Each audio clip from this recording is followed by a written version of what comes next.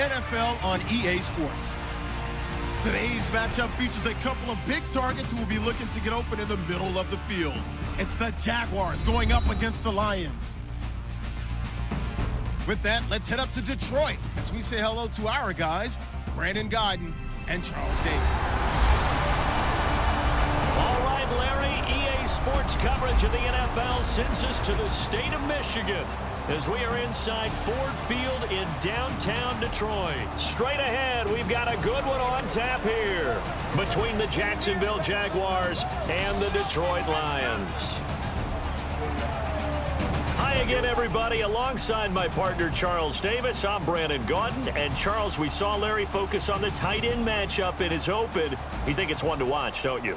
Definitely one to watch because these guys can create such big plays by all the different things they can do. Line up out wide, in the slot, line up in a normal tight end position, and then who are you going to cover them with? Is it a linebacker, a defensive back? They create mismatches all throughout the game. Here's the kicker, Jason Myers, to get this one started. And we are underway from Ford Field. This is fielded a couple yards deep. And he'll take it up past the 25 to the 26-yard line. The ex-Georgia Bulldog Matthew Stafford will be the quarterback here for the Detroit Lions. Now at 5-4 after that OT win, dramatic OT win. He threw 2 touchdowns, including the game winner to Golden Tate in that game. He's in his 8th season. I think he's truly come into his own. It's no doubt his team now, and everyone looks to him, and he loves that pressure. 5 games this year, all 5 wins, 4th quarter comebacks. He has a great connection with his teammates as well as his head coach, Jim Caldwell.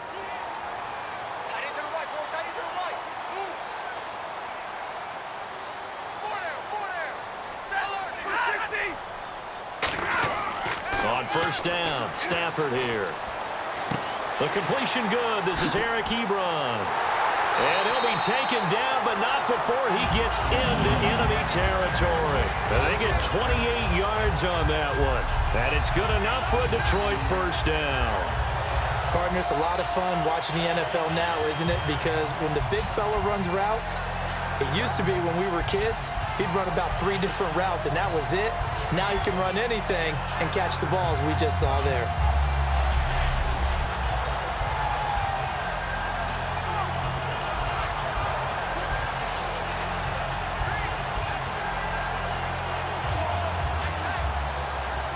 First down and 10 now for the offensive group.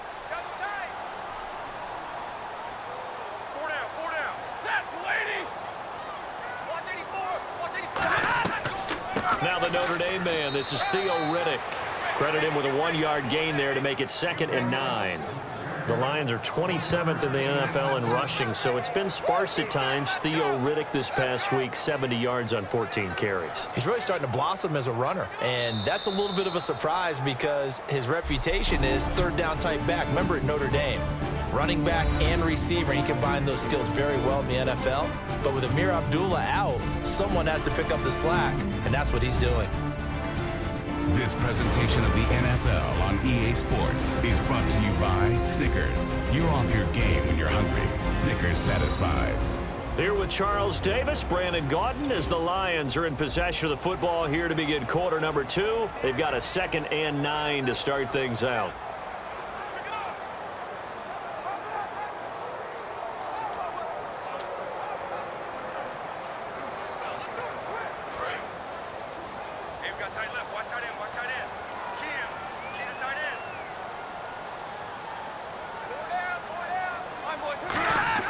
Here's Stafford now on 2nd down. And an incomplete pass. That'll stop the clock here with just under a minute to play in half number 1.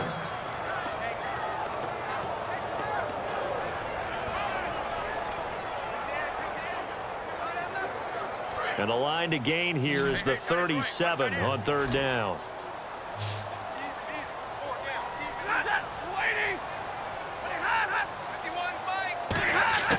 Throwing on 3rd down, Stafford. Caught right side, Tate. And they showed off the athletic juke. Good little gain there. Not a whole lot of real estate, but a nice carry. Brad, I'm just going to go ahead and say it. The play Golden Tate made in overtime on the catch, You thought he was going out of bounds, didn't you? I thought he was, and then they reviewed it. He barely stayed in. Not only the catch, but just to evade the tacklers, tiptoe the line. What a play. What a game that was. I wonder about the flip into the end zone, but I wonder if that's a byproduct of the exultation of that move that he made. Almost like he was celebrating what he did. Got in, I think his coach said, hey, look, we don't need the flip, but we'll definitely take the play and the touchdown. And that's the risk of the long field goal miss here at this stage of the second quarter. You give up great field position. And that gives them one more opportunity to make something happen and something big. And we've seen crazy stuff happen at the end of halves.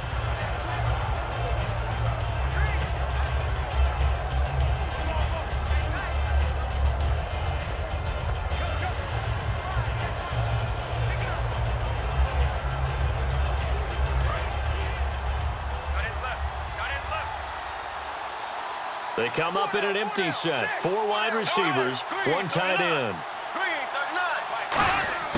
Throwing on first down is Bortles. And the catch made here by Marquise Lee. Now whistles come in. We're going to get a timeout here by the offense. So as they take it over, we step aside.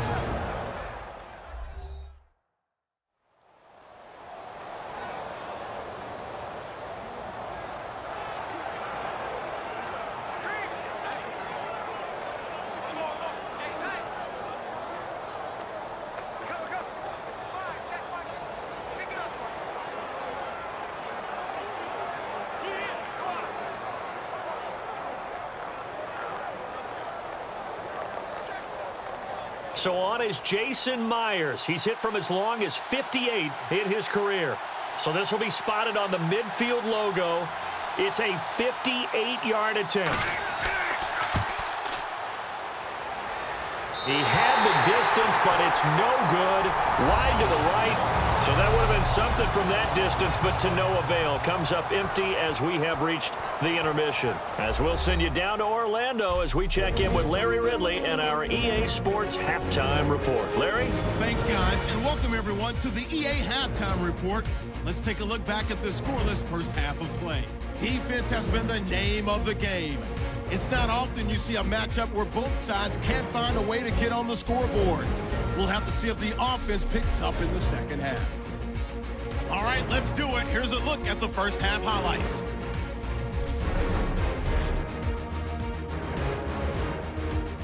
Now to late in the first half. The pass is complete near the sideline, and he'll be tackled at the 41-yard line.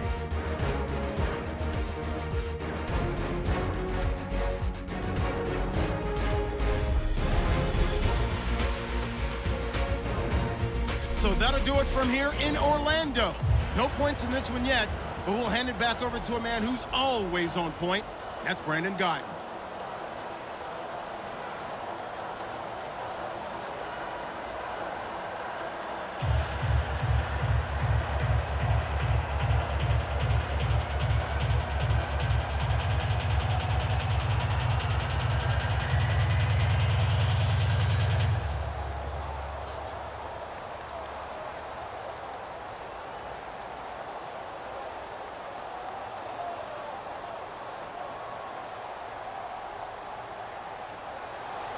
So both teams have their marching orders, and we'll get going again here in quarter number 3. This is fielded a couple yards deep. And he's able to get it across the 20, but not by much, as he's marked down at the 21-yard line. And out now comes Jacksonville as they get ready to go. There are 0 points on the scoreboard for either side. It'll be interesting to see what adjustments were made. The defenses have obviously been great.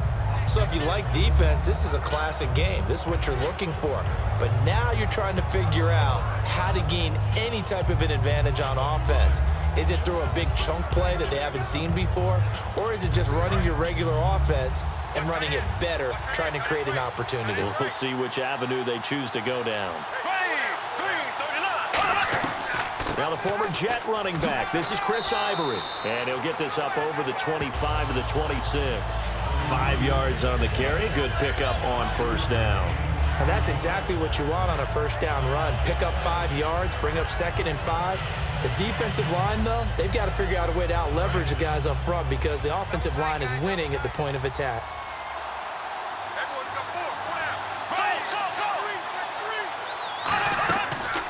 Again, they run. Again, it's Ivory. And this time not as successful as he'll get back to the line of scrimmage and no more. In on the stop, it's Tahir Whitehead. They were in the 4-3. Mike linebacker made a great tackle. And when that happens, generally it means that the guys up front, the forward down defensive linemen, have absorbed all the blockers and allowed him to run free to the football. He ends up with a textbook tackle.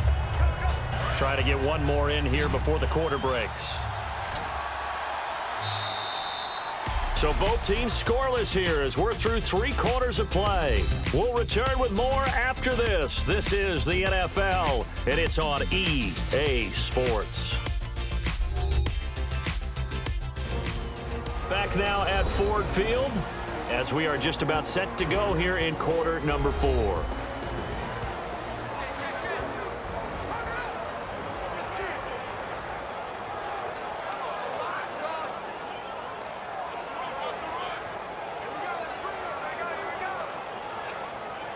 Well, time not on their side here. In fact, a lot going against them. They do have a small glimmer of hope. No one likes to play extra football. They want to go for the win right now. Bortles to throw. He's got time in the pocket. Completes it to Lee. And now the Lions going to stop us momentarily as they call a timeout. It's just their first. They've got 2 more to use here in the final stages.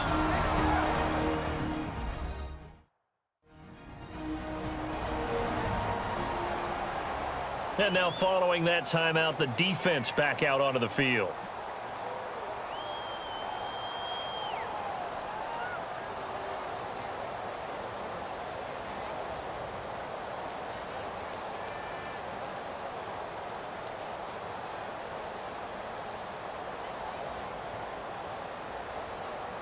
Here's Brad Nordman now as he's on to punt for Jacksonville.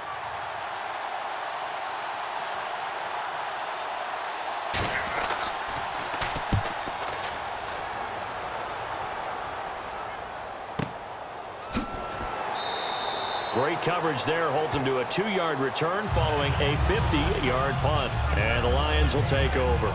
Here's the Detroit offense now as they head back out onto the field. They've got work to do, but they do still have a bit of time here. And they've got to feel comfortable with that, but they have all their play sequences called. If they get out of bounds, that allows them to huddle and call another play. But if they don't, it's hurry up to the line of scrimmage and either spike it and stop the clock or continue to move it downfield in order to try and get in range and win this game. See if they can do just that.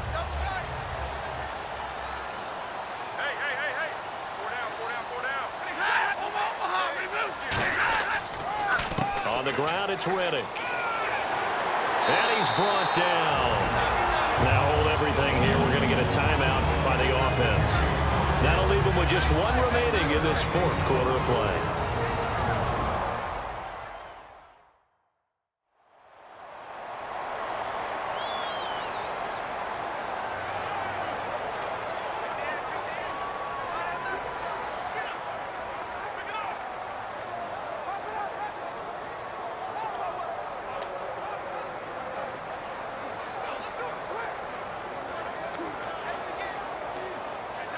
So they pick up the first down after the run, and now they approach for the fresh set.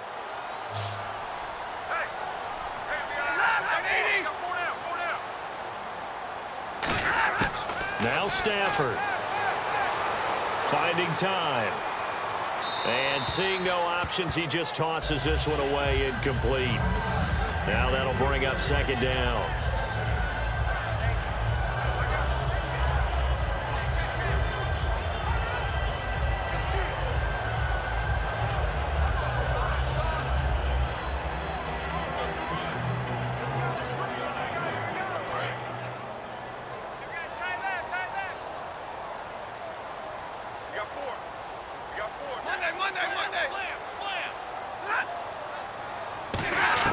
Now it's Stafford.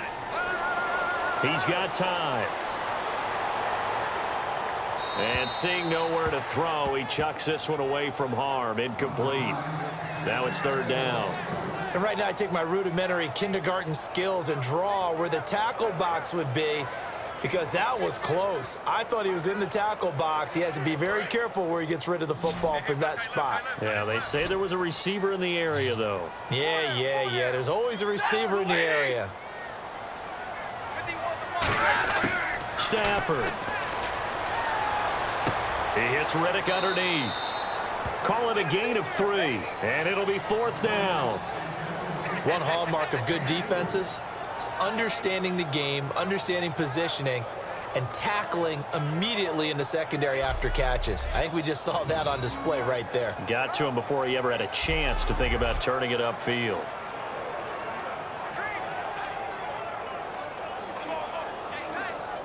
Here's Sam Martin now as he's on to punt for Detroit.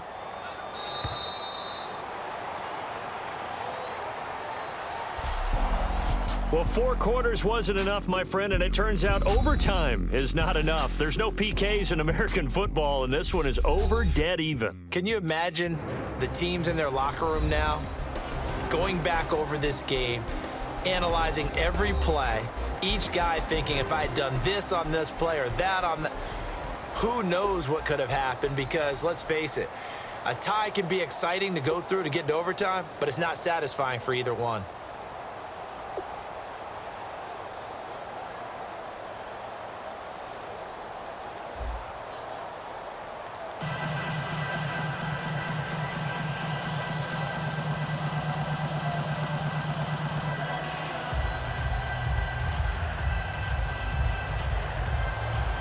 Nothing between these two teams for 4 quarters. Here we go to begin overtime. This is fielded a couple yards deep. And last year that would have been a net gain of 5 on the return. This year he stopped where he would have been if he had taken a knee, and that's at the 25.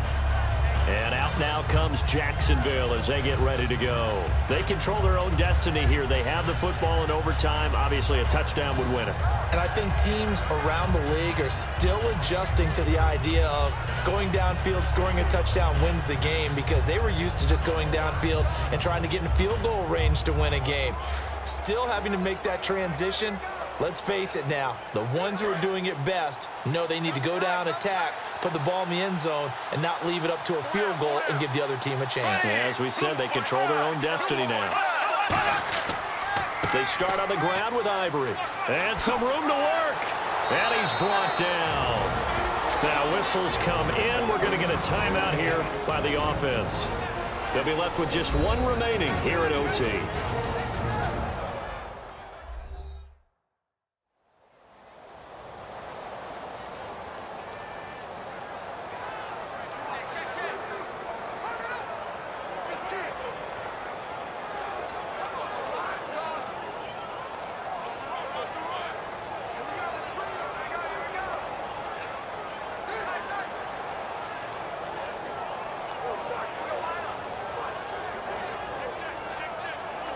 And a new set of downs here after picking up the first on the ground.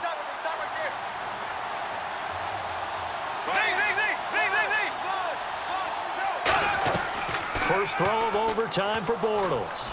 Surveying the field. Still back there. He's going to launch this thing way downfield. And this will be caught. It's a touchdown. And absolute stunned silence here as they have come in and stolen this one in overtime. Well, you never know what you're going to expect when you come to the stadium to call a game. Sometimes you get good ones. Sometimes you get bad ones. Sometimes you get great ones. And that's what we had here. What an exciting finish on that last big play. And I think that as we look at it, when you're talking about a great finish, which went along with a game that obviously was dramatic because we did get into overtime, what type of play calls do you have left? What have you not shown, or what have you made an adjustment to what you've worked on all the way through is going to give you the play we saw to win the game?